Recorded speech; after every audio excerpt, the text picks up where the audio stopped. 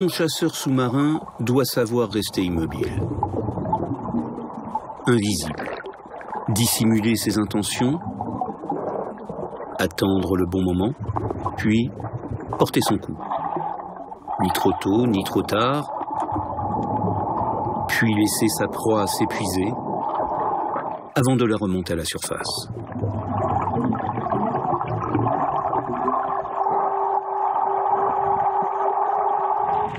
Dans un lac de Sibérie, Vladimir Poutine s'adonne à l'un de ses passe-temps favoris. En cet été 2017, le président de la Russie tient sa vengeance.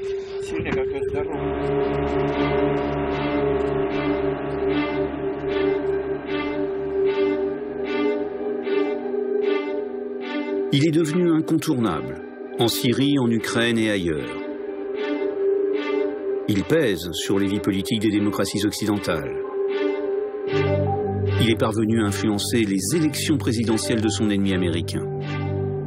Pour redonner à la Russie sa puissance perdue, Poutine livre à l'Occident une nouvelle guerre froide. Voici le récit de ce face-à-face fait d'affrontements et de manipulations.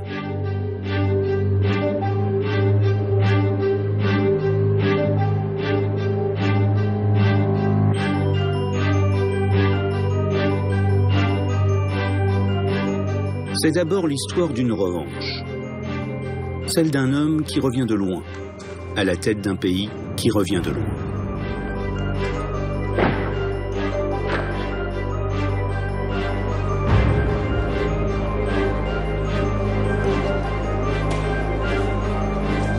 En cette année 2012, Vladimir Poutine vient d'être réélu président pour un nouveau mandat de 6 ans.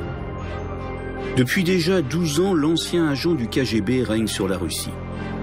En 12 ans, il a rétabli l'ordre dans un pays menacé d'effondrement, muselé l'opposition, laissé assassiner plusieurs de ses figures, mis au pas les médias. Pourtant, le faste de la cérémonie masque la réalité. Il est affaibli comme jamais.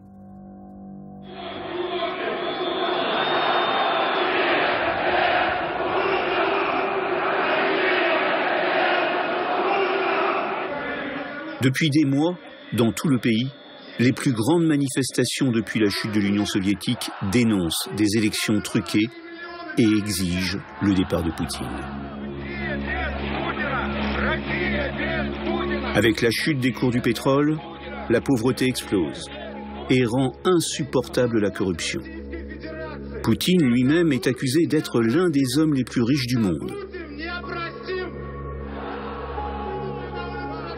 L'inquiétude saisit le maître du Kremlin, cloîtré dans son palais.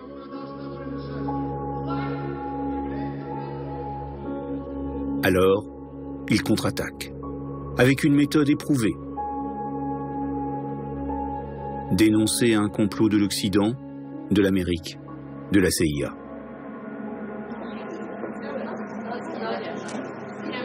And we do have serious concerns about the conduct of the elections. Russian voters deserve a full investigation of all credible reports of electoral fraud and manipulation. Ces propos de la secrétaire d'État américaine, Hillary Clinton, il les a découverts comme tous les Russes, à la télévision, la veille. Il les présente comme une déclaration de guerre.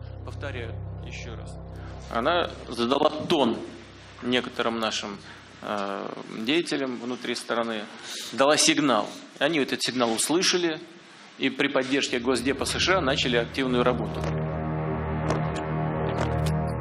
Pour maintenir son pouvoir, pour reconquérir son peuple, Poutine veut redonner à la Russie son statut de grande puissance mondiale. Un statut qu'elle a perdu 20 ans plus tôt, après la chute de l'Union soviétique, défaite par l'Occident.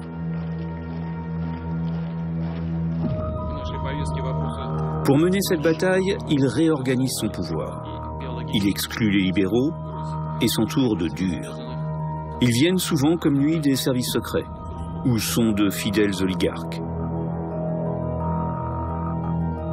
Son ami Vladimir Yakounine, ancien officier du KGB,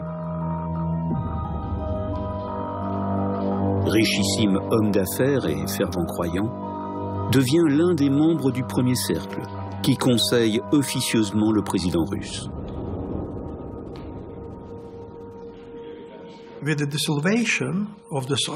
Après l'effondrement du système soviétique, il semblait qu'un conflit idéologique n'avait plus lieu d'être. Mais quand quelqu'un décrète qu'il possède la vérité, lui seul et pour tout le monde, c'est de la domination. Et cela mène à une nouvelle guerre, quel que soit son nom. Guerre idéologique ou guerre froide. Cette nouvelle guerre froide vise bien sûr le vainqueur de la précédente, l'Amérique, et son bras armé en Europe, l'OTAN. Depuis la chute de l'Union soviétique en 1991, l'Alliance atlantique a pris pied aux portes de la Russie, dans l'ancien précaré soviétique. La Pologne, la Roumanie ou les pays baltes, marqués par l'occupation soviétique, cherchent sa protection. Les États-Unis projettent de déployer à travers l'Europe de l'Est une nouvelle arme à la pointe de la technologie, un bouclier antimissile.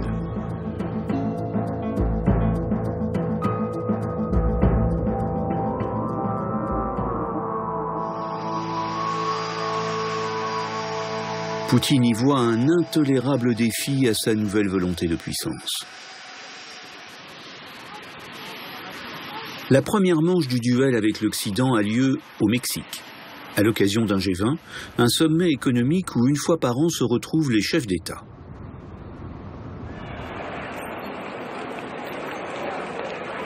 En coulisses, ces sommets servent à se jauger, à négocier, à montrer ses forces. Il vient avec la volonté de créer un nouveau rapport de force, même s'il n'est pas nécessairement en sa faveur. Ce qui l'obsède à ce moment-là très précis et qui sera au cœur de notre entretien, c'est la défense antimissile que les États-Unis ont décidé d'organiser à l'est de l'Europe et qu'il perçoit comme un acte hostile. L'OTAN est le système militaire et politique du monde occidental. De ce point de vue, si la menace du communisme a disparu, notre question est toute simple. Pourquoi l'OTAN s'accroît-elle ? Je lui fais comprendre que la défense antimissile ne doit pas être dirigée contre la Russie, mais doit protéger l'Europe d'éventuelles attaques venant de l'Iran, puisque c'est à ce moment-là que la menace peut paraître la plus sérieuse. Lui fait comme s'il n'était pas pleinement convaincu, et d'ailleurs essaye de montrer, dessin à l'appui, que la défense antimissile vise la Russie. Poutine sait que l'Iran n'est qu'un prétexte, mais il espère se faire entendre du vrai patron de l'OTAN qu'il rencontre pour la première fois en tête-à-tête. En effet, Barack Obama a toujours affiché une volonté d'apaisement vis-à-vis de la Russie. C'était une rencontre tendue, sans aucune chaleur. Poutine a longuement sermonné le président Obama sur tous les méfaits des États-Unis au cours des dernières années, à commencer par l'élargissement de l'OTAN sous l'administration Clinton. Le président Obama a essayé de s'adresser à M. Poutine dans un esprit de logique. Mais cette logique n'était pas nécessairement partagée par M. Poutine. Dès lors, le bouclier antimissile en Europe de l'Est est non négociable, lui dit Obama. La conférence de presse est glaciale. Мы поговорили и о международных проблемах. We have also discussed international affairs. All interested parties. Au fond, aux yeux d'Obama, que pèse réellement Poutine? À la tête d'un pays au PIB égal à celui de l'Espagne. La rencontre s'achève sur une mésentente entre les deux hommes.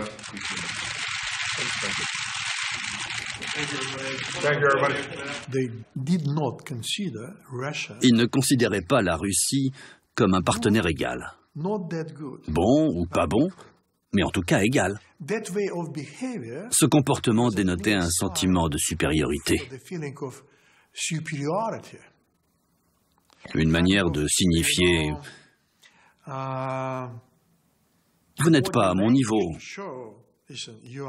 alors filez droit ».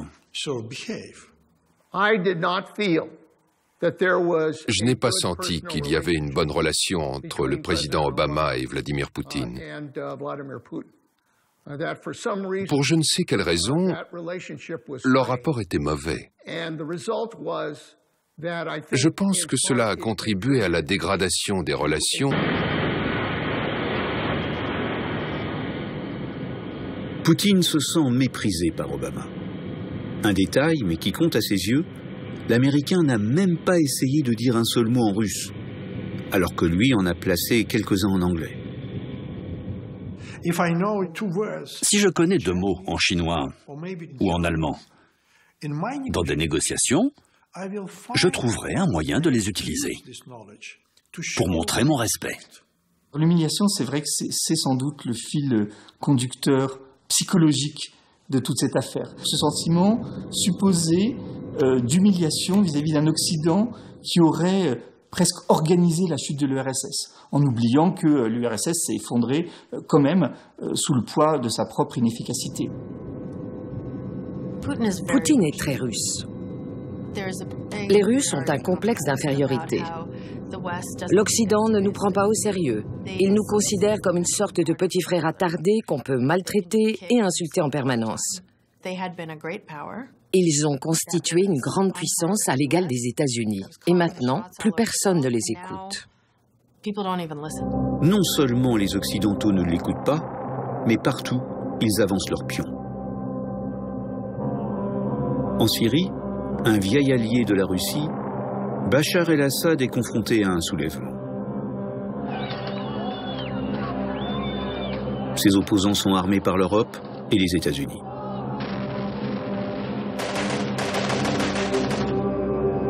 Pour Poutine, pas de doute. L'Occident ourdit un changement de régime, comme en Irak en 2003, comme en Libye où Kadhafi vient d'être assassiné. Alors, pour contrer les menées occidentales en Syrie, il soutient, autant qu'il le peut, un régime au bord de l'effondrement.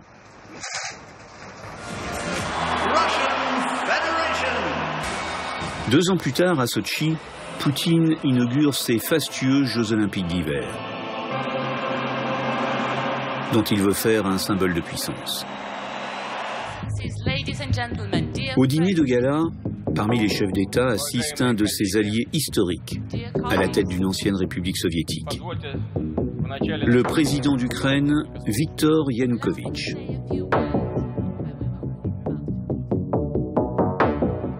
L'Ukraine, avec ses 45 millions d'habitants, occupe une position stratégique entre l'Europe et la Russie.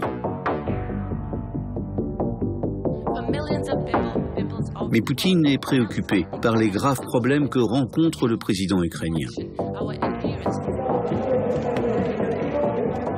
À Kiev, sa capitale, la population se révolte contre un dirigeant corrompu et inféodé à Moscou. La foule réclame un rapprochement avec l'Union européenne. Pire, les Américains sont là. Une conseillère d'Obama vient en personne distribuer des vivres aux opposants, place Maïdan.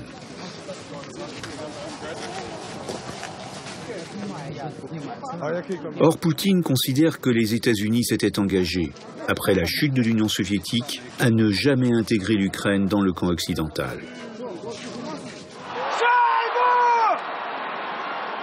Le 15 février, tout s'accélère. L'équipe russe de hockey dispute un match crucial face aux États-Unis. En Ukraine, le pouvoir fléchit face à l'opposition pro-occidentale. Un cauchemar pour Poutine qui redoute que ce pays ne tombe à brève échéance dans l'escarcelle de l'OTAN, qui ne serait plus alors qu'à 500 km de Moscou. Au tir au but, les États-Unis l'emportent, à la grande colère du président russe. Il convoque son conseil de sécurité à Moscou.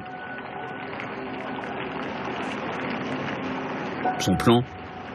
Envahir en territoire ukrainien la Crimée. Cette presqu'île peuplée de russophones abrite une base navale russe. Mais une invasion militaire en Europe n'est pas une légère décision. Poutine réfléchit, consulte.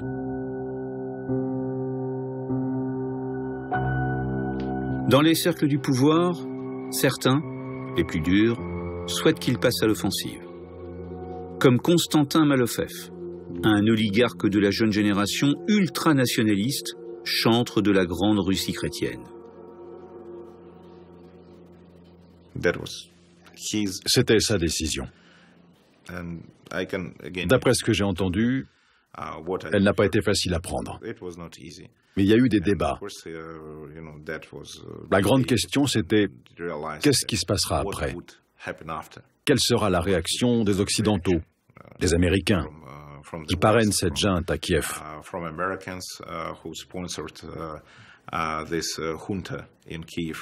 À vrai dire, leur réaction semblait évidente.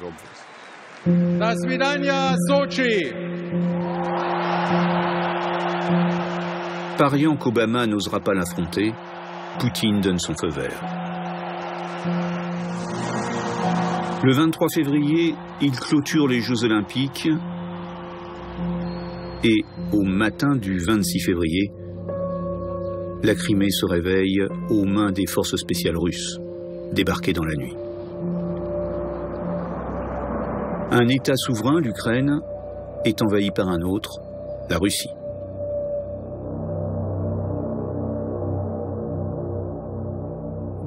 Nous avons été surpris qu'il attaque la Crimée. Nous savions que c'était possible, mais tout de même, ça a été une surprise. Son but était de maintenir l'Ukraine déstabilisée et de s'assurer qu'elle ne se rapproche jamais de l'Occident. Il n'est pas, comme on aime à le penser, surtout aux États-Unis, un grand stratège, un joueur d'échecs. Il joue au blackjack. Ça suppose d'accepter les risques. C'est typiquement russe. Et il y a un mot en russe pour ça, a voice, qui signifie à peu près « j'agis et je vois ce qui se passe ensuite ». Obama appelle Poutine. Pendant plus d'une heure, il le menace. N'allez pas plus loin en annexant la Crimée, sous peine de lourdes sanctions. Ce que j'ai retenu de cette conversation, c'est que le président Obama a dit très clairement au président Poutine « Les actions de la Russie sont inacceptables. La souveraineté territoriale de l'Ukraine doit être restaurée. » Mais Poutine va plus loin. Cette fois dans le Donbass, une région orientale de l'Ukraine.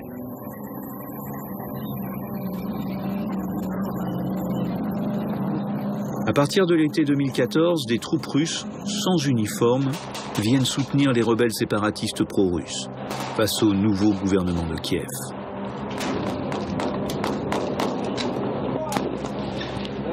Une sale guerre commence.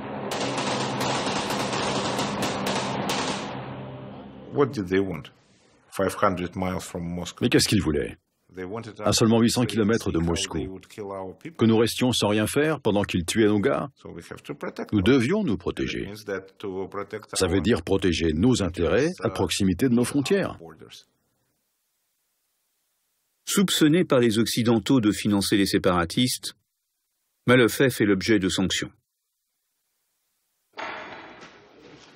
Car pour Poutine et les siens, la guerre a un coût.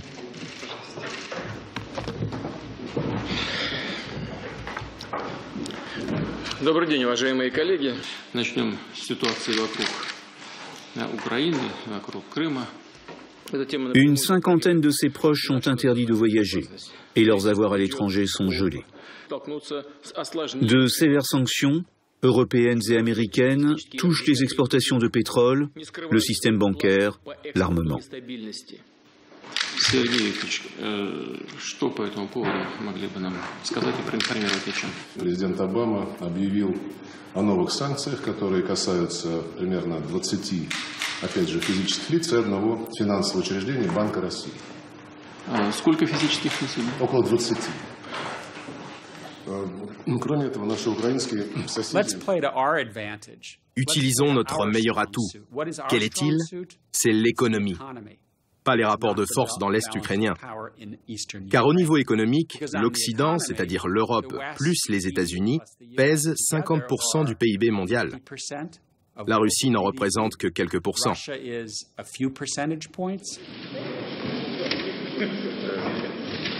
Poutine, en février 2015, finit par négocier, à Minsk, un cessez-le-feu avec les Occidentaux. Maître d'un conflit qui l'active à sa guise, il s'est assuré que l'Ukraine ne rentre pas d'aussitôt dans l'OTAN ou l'Union européenne. Mais à quel prix?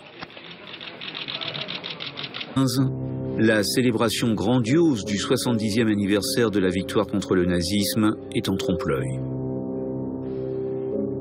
Les sanctions affectent l'économie. Le rouble s'effondre, même le budget militaire devra être réduit. Aux Russes, il avait promis la gloire. Ils le payent chèrement. Les prix s'envolent, la pauvreté s'accroît. Mais Poutine reste sourd aux inquiétudes des milieux d'affaires.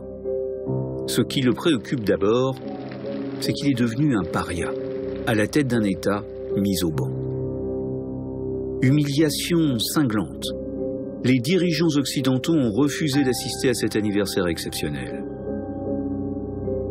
Pire, lui qui voulait refaire de la Russie une puissance mondiale est même exclu du G8, le sommet des grands de ce monde. Alors Poutine, pour rappeler qu'il lui reste au moins une armée puissante, en est réduit à des provocations.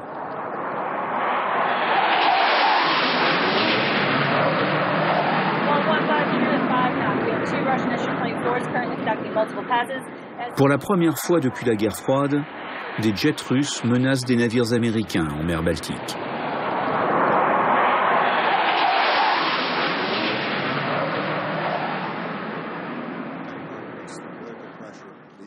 En guise de réponse, il ne reçoit que le dédain du chef de la première puissance mondiale.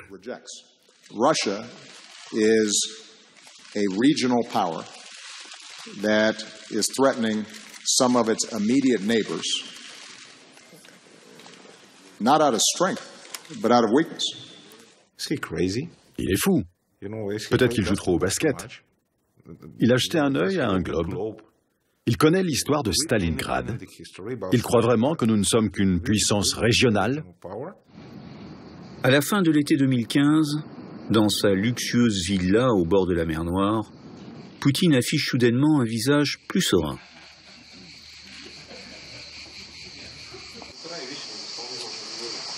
Pour briser l'isolement dans lequel les Occidentaux le maintiennent, il a fini par comprendre que la confrontation est peu efficace.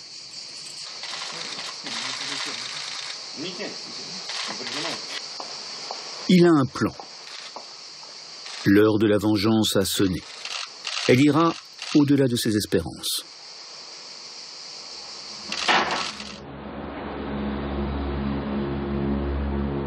Товарищ Верховный Главнокомандующий, в соответствии с вашим распоряжением, боевая авиация наших вооруженных сил.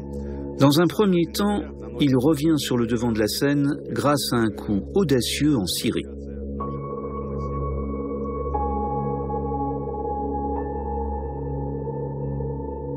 Il ordonne une intervention massive en faveur du régime de Bachar el-Assad. Des centaines d'avions sont envoyés écraser sous les bombes, des mois durant, toute opposition au dictateur syrien.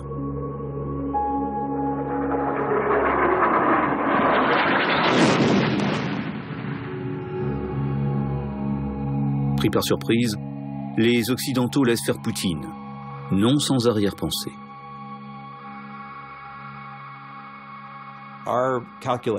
Nous escomptions que les Russes s'embourbent, comme en Afghanistan, qu'ils doivent dépenser toujours plus de ressources pour soutenir Assad. Mais malheureusement, la Russie n'a pas été épuisée par son intervention en Syrie. Les Russes ne s'embourbent pas en Syrie. Au contraire.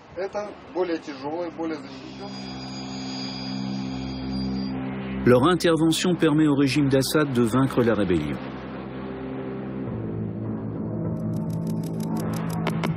Autant qu'une guerre, c'est une bataille d'images que mène Poutine.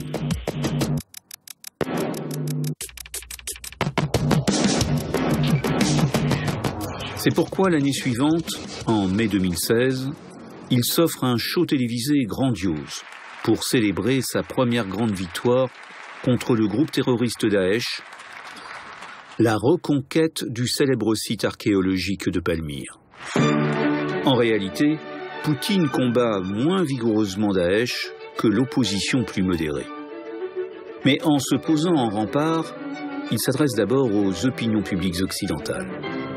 Il espère que, traumatisées par les attentats, elles seront sensibles à ses postures martiales. Ça, sa logique de communication. Regardez, celui qui a été le plus lucide, c'est moi, Vladimir Poutine, et c'est la Russie qui permet d'en terminer avec Daesh. L'opération syrienne a démontré à Poutine l'importance et l'impact de la communication.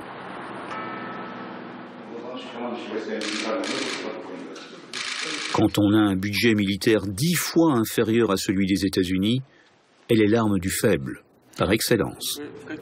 C'est pourquoi il a demandé à son nouveau chef d'état-major, le général Gerasimov, une nouvelle doctrine militaire. Ce sera la doctrine Gerasimov, celle de la guerre hybride. Subversion, espionnage, propagande et cyberattaque doivent façonner le paysage politique et social de l'adversaire. L'élément le plus important, c'est l'information, parce qu'elle ne s'arrête jamais. La bataille de l'information, c'est 24 heures sur 24 et 7 jours sur 7. Ça ne s'arrête jamais. Et dans cette bataille de l'information, l'Occident, et d'abord les États-Unis, a été désigné comme un adversaire, et même un ennemi.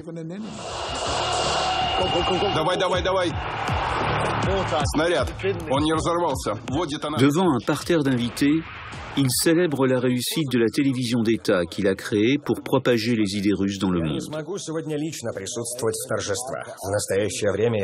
Телеканал Russia Today доступен сейчас для 700 миллионов зрителей. И сегодня, когда ситуация в мировой политике, прямо скажем, сложна, как никогда важно, чтобы ваш и наш голос, вашу и нашу позицию слышали. À l'instar des missiles et des pipelines, Russia Today, RT, est considéré par l'État comme un outil stratégique dont le budget est garanti. RT est diffusé en 5 langues, dans une centaine de pays. Sur Internet, le cœur de sa stratégie, ses vidéos sont plus vues que celles de CNN ou de la BBC.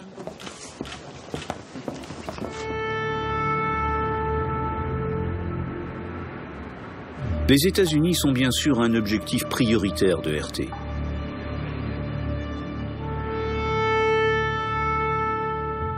Elle y a ses plus importants bureaux dans le monde entier. Well, a new report shows viewers are leaving the mainstream media by the drove. So it looks like people are turning elsewhere to get their news. Par exemple, quelques jours après mes débuts ici, il y a eu un mouvement de protestation appelé Occupy Wall Street qu'ils ont couvert, enfin, qu'on a couvert très largement.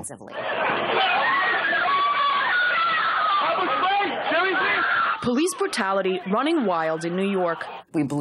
Notre couverture médiatique était démesurée. Et maintenant, je comprends pourquoi. C'est leur rêve de voir les Américains s'insurger, exprimer leur défiance vis-à-vis du système, de la démocratie et du capitalisme. Leur rêve de voir les Américains eux-mêmes dire que leur système ne fonctionne pas. Since President Obama took office, the country has seen the largest rise of people on food stamps ever. Here in D.C., because we are out here struggling. My name is Daniel Bush. Top officials say the White House is behind the terrorism of their population and new evidence from 9/11. Il y avait beaucoup de théories du complot.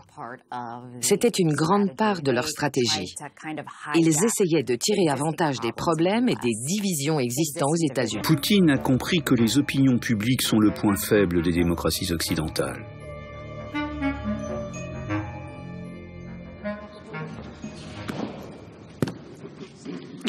Au début de l'été 2016, c'est une leçon qu'il a très certainement en tête lorsque le secrétaire d'État d'Obama lui rend visite au Kremlin.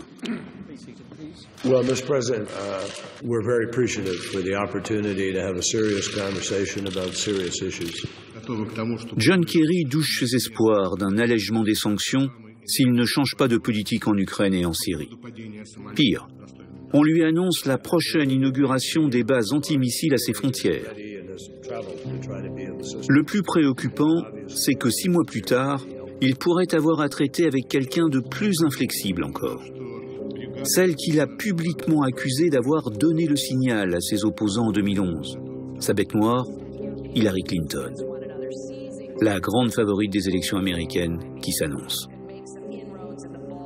He's a very arrogant person to deal with. Like many bullies, he is somebody who will take as much as he possibly can. Russia is trying to move the boundaries of the post-World War II Europe. We've got to get NATO back working for the common defense.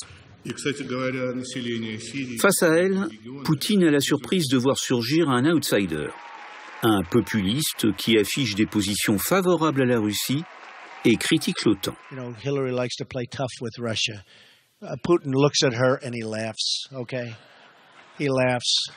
Russia doesn't like ISIS any better than we do. Wouldn't it be nice if we actually got along with Russia and you could knock them out together? Wouldn't that be a good thing?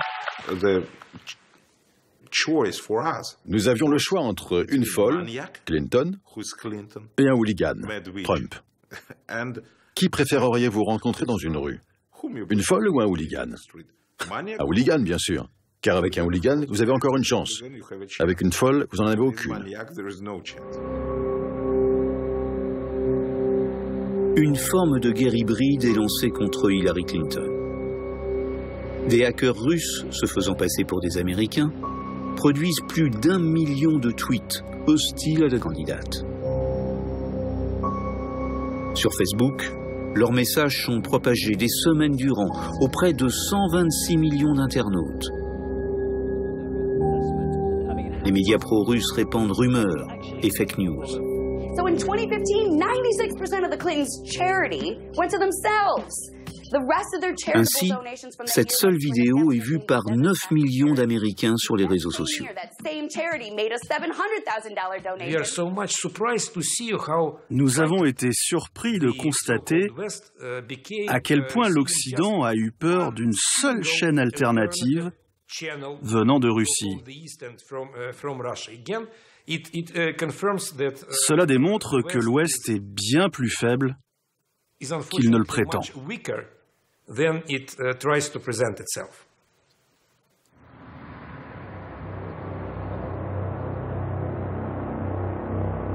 Poutine pousse son avantage. Il ordonne ce que le KGB appelait des mesures actives. L'équipe de Trump est approchée. En tout, une dizaine de conseillers ou de proches du candidat. Les agents du renseignement américain sont confrontés à un scénario inimaginable. Dans ce qu'ils nomment des mesures actives, qu'aux États-Unis nous appelons actions clandestines, visant à influencer une élection ou un gouvernement, il y a toujours un élément humain. Et je peux affirmer que les Russes cherchaient à approcher des gens. Nous avons obtenu des informations suggérant que certains membres de l'équipe Trump avaient été harponnés par les Russes. Avec cet argument, nous pouvons vous livrer des informations utiles sur Clinton et vos adversaires politiques si en échange vous faites machine arrière en Ukraine. Bref, on vous propose un deal. Fin août 2016, 3 mois avant l'élection, la guerre hybride de Poutine franchit un seuil, celui de l'espionnage. Des hackers piratent les ordinateurs de l'équipe Clinton pour dérober des emails qui la compromettraient. Des machines à voter sont également ciblées. Le cœur de la démocratie américaine est attaqué. Cette fois, les services de renseignements américains n'ont plus de doute sur l'origine de l'attaque.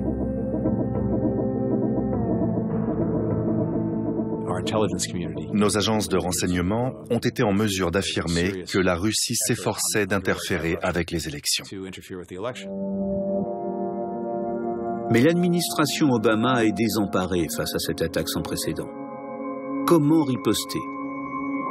Un projet de cyberattaque contre les infrastructures russes est envisagé. Nous nous sommes longuement demandé s'il fallait leur faire payer ce qu'ils avaient fait, les punir. Nous avons décidé que nous pourrions y repenser plus tard. Le plus important était de les stopper et de les empêcher de recommencer. La Maison-Blanche décide de traiter l'affaire dans le plus grand secret. Nous étions convaincus que l'objectif principal de la Russie était de susciter le doute, de décrédibiliser et de délégitimer nos institutions. Nous devions donc être très prudents vis-à-vis du grand public. Si nous-mêmes ou le président avions déclaré « voilà ce qu'ils essaient de faire, mais ils ne réussiront pas », eh bien, ça aurait justement semé le doute que la Russie essayait de susciter. Ils pensaient qu'Hillary Clinton gagnerait haut la main. Ils ne voulaient pas créer un nouveau problème politique. Du Obama tout craché, paralysé par l'analyse. Parlons-en, réfléchissons, faisons ce qui est le plus juste.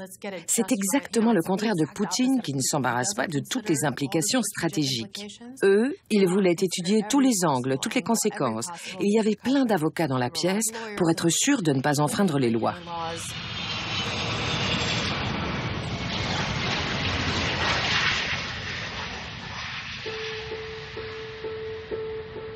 Obama choisit donc d'aller s'expliquer les yeux dans les yeux avec Poutine.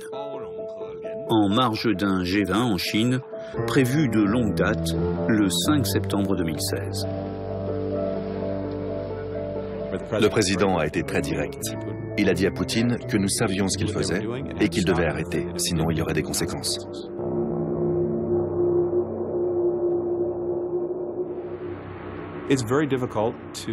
C'est très difficile de traiter avec quelqu'un qui ment constamment. C'est un ancien du KGB. En fait, tous les agents de renseignement du monde ont la même manière de se comporter. À la CIA, nous avons un écriteau qui dit « N'admettez rien, niez tout, faites des contre-accusations ».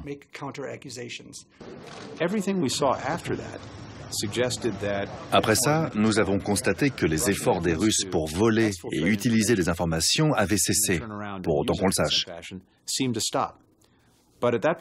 Mais il était déjà trop tard. Ils avaient déjà transmis ces informations à une tierce partie qui, pendant les mois à venir, allait pouvoir les diffuser à tout moment utile.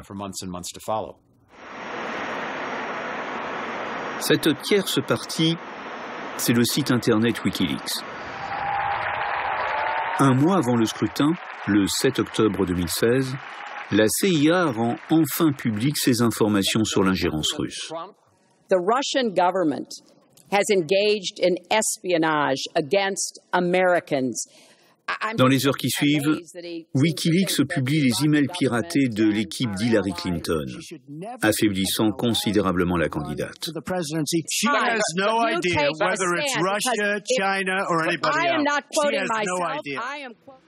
Президент Российской Федерации Владимир Владимирович Путин.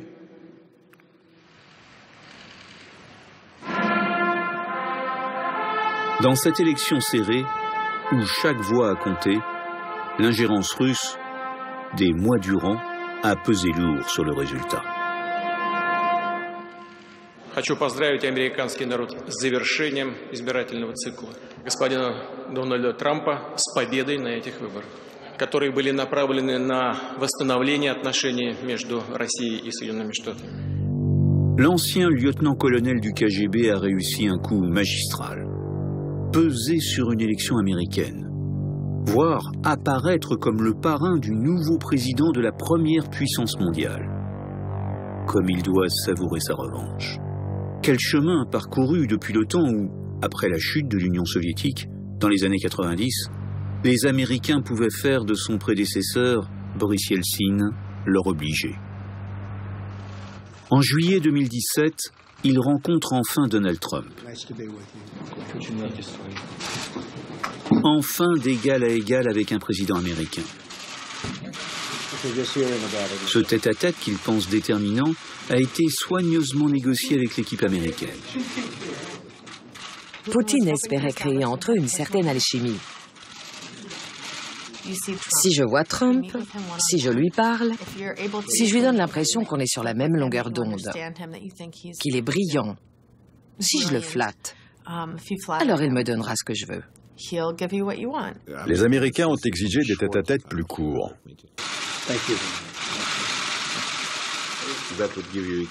Cela peut expliquer pourquoi la rencontre à Hambourg a été interrompue. Ils ne voulaient pas laisser trop longtemps leur président en tête-à-tête avec Poutine.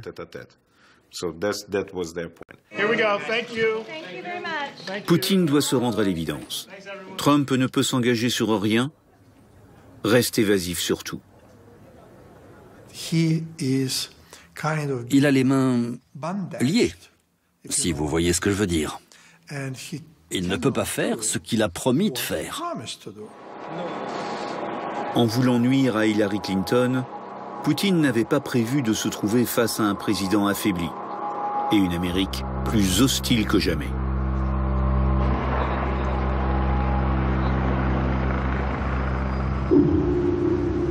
Trump a les mains liées, menacé par des enquêtes sur ses relations avec la Russie.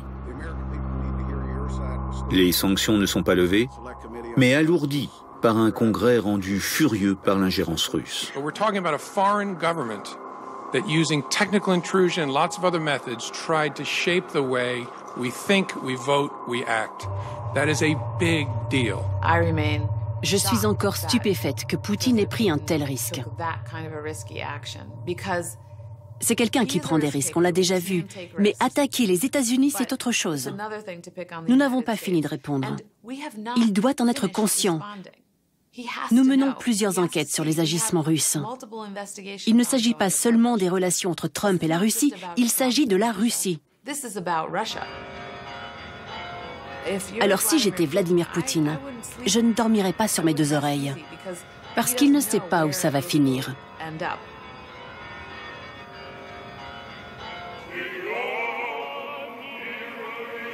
Mais Poutine ne compte pas s'arrêter là.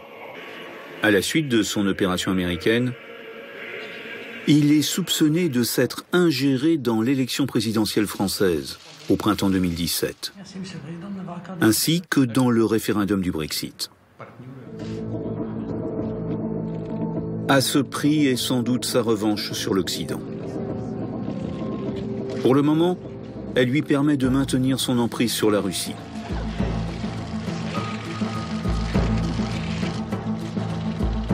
Mais cette volonté de revanche, où nous entraîne-t-elle? Jusqu'où Poutine ira-t-il?